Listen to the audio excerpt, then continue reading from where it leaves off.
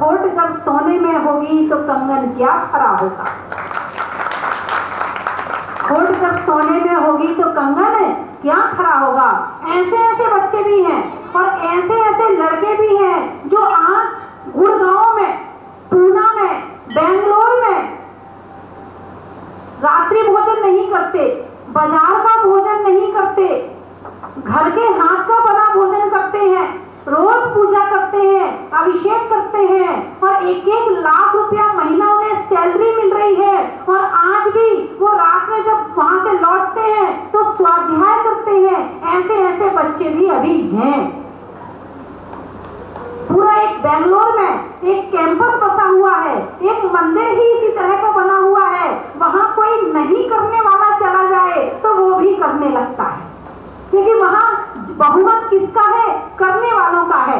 अभी जयपुर से एक भाई आए थे, वो बता रहे थे मुझे, बोले माता जी हम रहते तो जयपुर में हैं, जॉब करते बेंगलोर में हैं, लेकिन ऐसे मोहल्ले में जाके बस गए जहां एमपी के बहुत सारे लड़के रहते हैं और वहां पर वो बहुत धर्म करते हैं। तो मुझे भी बहुत मन हुआ कि मैं भी करूं और उसके साथ साथ मैंने भी करना शुरू कर दिया और मेरी पत्नी भी बहुत धर्मात्मा हो गई। और ये न्यू शुरू होगी बचपन से। बचपन में यदि बीज पड़ गए तो बड़े होकर भी कर सकते हो, और बचपन में नहीं किया तो समझना कि बड़े होकर कर भी सकते हो और नहीं भी कर सकते हो। कोई गारंटी नहीं दी जा सकती है। इसलिए अपने अपने बच्चों को पाठशाला जरूर भेजना चाहिए और घर में भी धार्मिक शिक्षा जरूर देना चाहिए। बच्चों से कहना चाहिए, बच्चे ऐसा नहीं करते हैं, छान के पानी पीते हैं, हम आलू नहीं खाते हैं, हमें प्याज नहीं खाना चाहिए। उसे कारण बताओ, सारे कारण बताओ और बच्चों को भी बड़ी अच्छी तरह से ग्रहण करना चाहिए। बच्चों को भी आपके जो स्कूल के टीचर हैं, आपके जो पाठशाला के टीचर हैं और जो उनको आगे बढ़ाने में सहयोगी हैं, उनको उनकी पूरी बात माननी चाहिए। आप लोग मानते हैं कि नहीं मानते हैं? अरे बोलो ना सारे बच्चों, मानते हो? कौन कौन मानता है? हाथ उठा करो ना, ये कुछ धीरे से हाथ उठ रहा है, मामला गड़बड़ लग रहा है बीच में। अरे जो हमारा भला कर रहा है और हम उसकी बात ना माने, ऐसा तो बहुत मामला अच्छा नहीं है। इसका मतलब पाप कर्म का उदय है। अभी मेरे भाई बता रहे थे, सुनील जी, बोले माता जी इस बार तो कुछ बच्चे जो हैं अपनी मम्मी के साथ नानी के यहाँ भी नहीं गए। और वो इसलिए नहीं गए कि मम्मी वहां पर क्या मिलेगा, यहाँ तो बहुत पुण्य मिल जाएगा, नानी के यहाँ क्या मिलेगा। मम्मी ने कहा यहाँ क्या मिलेगा, सोने का सिक्का मिल जाएगा, चांदी का सिक्का मिल जाएगा, और क्या मिल जाएगा। बच्चे बोले नहीं मम्मी, इससे ज्यादा हमें पुण्य मिल जाएगा। वो सोना और चांदी के टुकड़े के लालच में तुम नहीं आए, ये मुझे बड़ी खुशी हुई कि तुम्हारे अंदर से धर्म ज्यादा है और धन के प्रति भावना कम है। नहीं तो छोटे छोटे बच्चे लालच में आकर नानी के यहाँ चले जाते हैं और पाठशाला को छोड़ देते हैं। लेकिन जो बच्चे इस लालच में नहीं आए हैं, बड़ा अच्छा लगा कि उनके अंदर मजबूत संस्कार हैं और वो कुछ ग्रहण करना चाहते हैं, लेना चाहते हैं। ऐसी पाठशालाएं यदि सारे शहरों में हो जाए, जैसे टोंक में चल रही है, पाठशाला का नाम है आचार्य धर्म सागर पाठशाला। यदि ऐसी पाठशाला धर्म सागर, जहां धर्म का सागर है, जिस पाठशाला में धर्म का सागर है, नदी नहीं है सागर है, ऐसी पाठशालाएं यदि हर शहर में खुल जाएं तो शायद आने वाले समय में जैन धर्म की पताका आसमान में फहरा जाएगी। जितना सहयोग बच्चों का है उससे कहीं ज्यादा सहयोग माताओं का चाहिए, उनके पिताजी का चाहिए, तब कहीं जाके पाठशालाएं सफल होंगी। कुछ माताएं भेजती नहीं अपने बच्चों को पाठशाला में, अरे इसकी पढ़ाई खराब हो जाएगी, अरे इसका ये हो जाएगा। लेकिन नहीं, एक बात बताओ मुझे, जो व्यक्ति अपने जीवन में धर्म नहीं करता है वो कहाँ जाएगा मर करके? स्वर्ग जाएगा, मोक्ष में जाएगा, नरक जाएगा। अब आप चाहते हैं कि आपका बच्चा नरक जाए? नहीं चाहती तो पाठशाला भेजना शुरू कर दो। बता देना उन लोगों को जो अपने बच्चों को नहीं भेजते, क्योंकि टोंक में 250 परिवार है, कितने परिवार हैं? 500 परिवार हैं। अब 500 परिवार में मेरे ख्याल से 500 बच्चों तो होंगे ना, 500 बच्चे तो होंगे ही ना। एक घर में 2 बच्चे लिए तो कितने हुए? 1000 बच्चे हुए ना। 1000 में कम से कम 500 तो आए। यदि 500 बच्चे भी पाठशाला में आ गए तो मैं मानती हूँ कि आपका बहुत बड़ा काम हो जाएगा। और जीवन में एक व्यक्ति को आपने धर्मात्मा बना दिया, एक व्यक्ति को मंदिर आपने भेज दिया, एक व्यक्ति को आपने अभिषेक और पूजा सिखा दी, एक व्यक्ति को आपने जैन धर्म का ज्ञान दे दिया। मेरा मानना है, शास्त्रों में लिखा है कि समझना है, अपने एक मंदिर बना दिया। एक धर्मात्मा पैदा करना और एक मंदिर बनाने का पुण्य बराबर है। आप मंदिर नहीं बना सकते हो मगर एक धर्मात्मा तो पैदा कर सकते हो ना। स्वयं आओ और बच्चों को भी साथ में लेकर आओ। आज इतने हमारे प्राचीन मंदिर हैं। आज भूगर्भ से जहाजपुर में जैसी प्रतिमा निकली है, ऐसी ही प्रतिमा इसी तरह से ऐसे भगवान तो नहीं कह सकती, लेकिन जगह जगह भूगर्भ से भगवान आज भी निकल रहे हैं। ऐसे निकलते हुए भगवान के लिए विशाल विशाल मंदिर बनाए जा रहे हैं। उन मंदिरों की रक्षा कौन करेगा? उन मंदिरों में पूजा और अभिषेक कौन करेगा? यदि आज आपने बच्चों को संस्कार नहीं दिए तो ये मंदिर सूने पड़े रहेंगे। इसलिए आवश्यक है कि बच्चों में संस्कार दिए जाएं। आप अपनी कुल परंपरा का ध्यान रखती हो, हमारे वंश की वृद्धि कैसे हो, लेकिन मैं ये कहती हूँ उससे कहीं ज्यादा आप भगवान महावीर के कुल परंपरा का ध्यान रखें। आप बच्चे को जन्म देते हैं तो ये नहीं कहे कि ये मेरे कुल वंश परंपरा को बढ़ाएगा, ये मेरे कुल का दीपक है। नहीं, ये भगवान महावीर के कुल का दीपक है। ये भगवान महावीर की वंश परंपरा को बढ़ाएगा, ये जैन धर्म का नाम रोशन करेगा।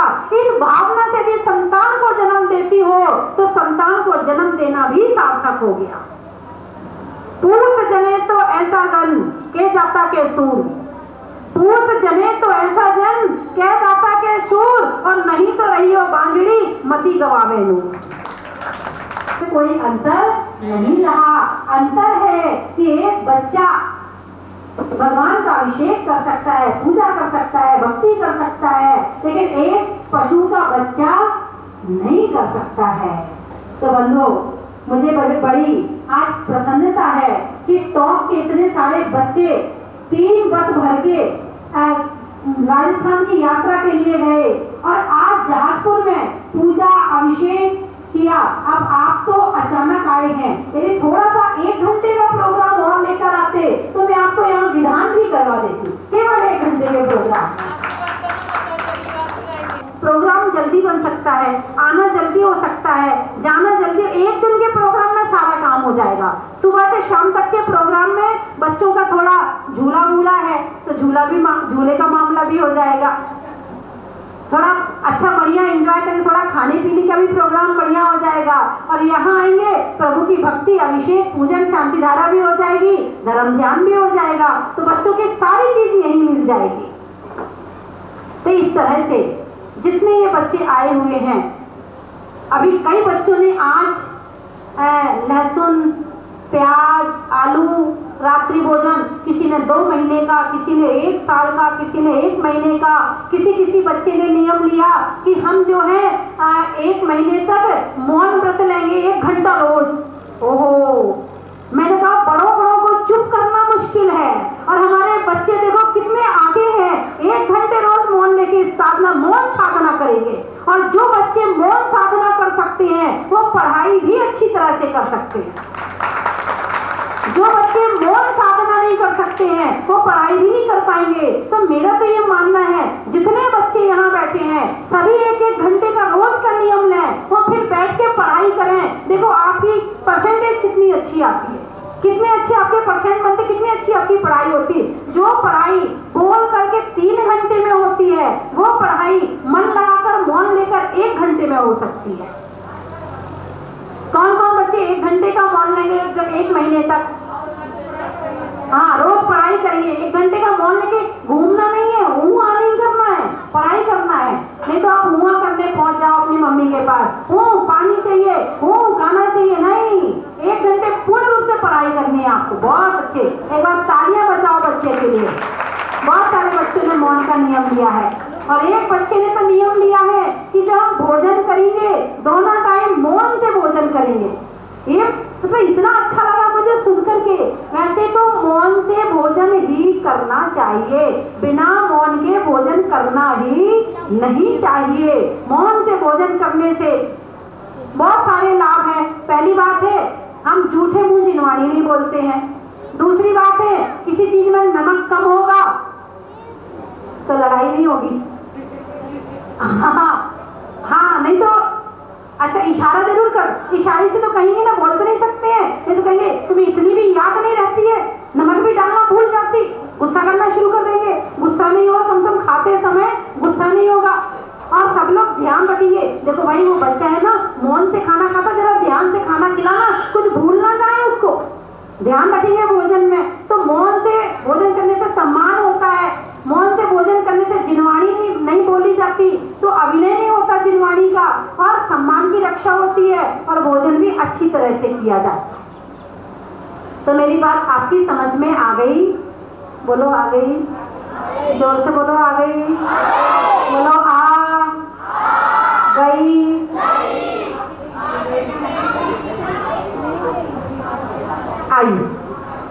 आई है ना? तो इस तरह से मैं 3 चीज बोलूंगी, आपको कहना बड़ा ही महत्व है।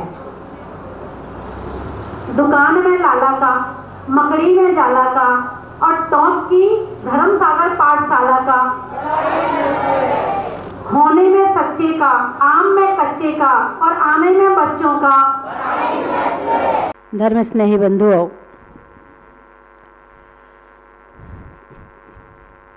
चार ध्यानों में पहला ध्यान है आर्त ध्यान, और दूसरा ध्यान है रौद्र ध्यान। रौद्र ध्यान के 4 भेद, हिंसानंदी, मृषानंदी, चौर्यानंदी और परिग्रहानंदी। दूसरा है मृषानंदी, झूठ बोल करके आनंद मनाना,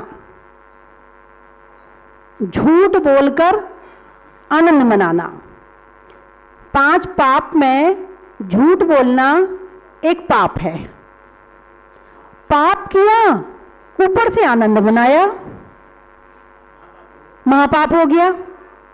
कम से कम पाप को पाप ही मान लेते, लेकिन नहीं, महापाप हो गया कि पहली बात तो झूठ बोला, और दूसरी बात खुश हो रहे, ऐसा झूठ बोला ना उसे तो पता ही नहीं चल पाया।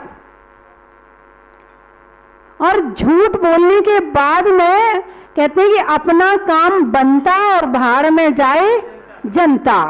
येन केन प्रकार है, हमारा काम बनना चाहिए, बस हमारा उल्लू सीधा होना चाहिए। हमारा काम बनाने के लिए चाहे झूठ बोलना चले पड़े, चाहे कुछ भी करना पड़े, लेकिन झूठ बोलना और उसके बाद उसमें भी आनंद मनाना, ये रौद्र ध्यान है, ध्यान। क्योंकि अब झूठ बोलना होगा, अब सामने वाला आने वाला है, अब उससे आपको कोई बात छिपानी है, झूठ बोलना है, तो आपको पहले से विचार करना पड़ेगा। वो आएगा ना तो उससे ऐसा कहना है, उसको ऐसा बोलना है, और यदि उसने ऐसा कहा तो फिर ऐसा बोलना है, फिर यदि उसने ऐसा बोला तो फिर उसको ऐसे बोलना है। बात समझ में आई कि नहीं आई? अब एक झूठ अपने साथ कितने झूठों को लेकर आ रहा है। वो ऐसा बोलेगा तो ऐसे बोलना है, ऐसा बोलेगा तो बड़ा ध्यान भी रखना पड़ेगा, याद भी रखना पड़ेगा कि झूठ बोलते समय ध्यान बहुत रखना पड़ता है, बहुत स्मृति चाहिए झूठ बोलने वालों के लिए, नहीं तो बिना स्मृति के, बिना बुद्धि के झूठ नहीं बोला जा सकता है। बहुत याद भी रखना है, और यदि सत्य बोलना है तो एक बार बोला और भूल जाओ आराम से, जरूरत ही नहीं उसे याद रखने की। तो इस तरह से झूठ बोलकर आनंद मनाना, झूठ बोल के आनंद मनाने में रौद्र ध्यान होता है। जब तक आप उस झूठ की तैयारी कर रहे हैं, जब तक आप उस झूठ के विषय में विचार कर रहे हैं, और जब आप झूठ को बोल रहे हैं, इस तरह से जब तक वो क्रिया चल रही है, तब तक के लिए रौद्र ध्यान हो गया, और ये रौद्र ध्यान नरक में जाने का कारण है। और 1 अप्रैल फूल आता है, 1 अप्रैल को अप्रैल फूल मनाते हैं, उसने तो दिन ही मना लिया पाप का, हाँ, पाप का भी एक दिन बना लिया, चलो मान लिया मैंने कि पाप, आपने झूठ बोलने का एक दिन, आप एक ही दिन झूठ बोलो साल में, बाकी दिन मत बोलो। चलो मैंने मान लिया 1 अप्रैल को लोग एक दूसरे को बुद्धू बनाते हैं, झूठ बोलते हैं, मैंने मान ली इस बात को। तो आप नियम ले लो कि 1 अप्रैल के अलावा हम झूठ नहीं बोलेंगे। संभव है? पग पग पे झूठ बोलना पड़ता है, जरा जरा सी बात में झूठ बोलना पड़ता है। और दुकान में जो रहते हैं कहते हैं कि झूठ के बिना तो व्यापार चल ही नहीं सकता है। एक भाई है, कपड़े की दुकान पर पहुंचे, उनके रिश्तेदार थे, उन्होंने कहा भी ये आ गया, सस्ता करवाएगा। अब उसने पहले ही से उसको महंगा करके बता दिया, अरे भाई साहब 150 रुपये मीटर है, और आप कहोगे तो खरीद की रेट में आपको 125 रुपये मीटर दूंगा, और आप अपने हैं ना, इसलिए आपको 125 में दे दूंगा, आप अपने हैं, और खरीद की रेट है, लाया वो 100 रुपये में है और कह रहा है 125 रुपये में, कह रहा है 125 रुपये में। मतलब एक झूठ तो मैंने जरा सा बताया आपको। काम नहीं करना है आदमी का, उसको मना नहीं करते हैं, हाँ भाई साहब कल आता हूं, भाई साहब हाँ बस टाइम मिलते ही आता हूं, उसके 15 दिन निकाल लेते हैं, उसका काम फिर भी नहीं करेंगे। अरे नहीं करना है तो मना कर दो, लेकिन नहीं, लटकाते रहेंगे, उसे लटकाते रहेंगे, आगे बढ़ाते रहेंगे। पता नहीं इसके लिए कितने झूठ बोलने पड़ते हैं। और बेचारे मिस्त्रियों को तो सबसे ज्यादा झूठ बोलना पड़ता है। लाइट खराब हो गई तुम्हारे यहाँ की, तुमने लाइट वाले को फोन किया, अरे भाई साहब शाम को आता हूँ, उसे पता कि उसे नहीं जाना है। अरे भाई साहब बस कल सुबह आता हूँ, उसे पता है सुबह भी नहीं जाना है। अच्छा आप बैठे हैं क्या?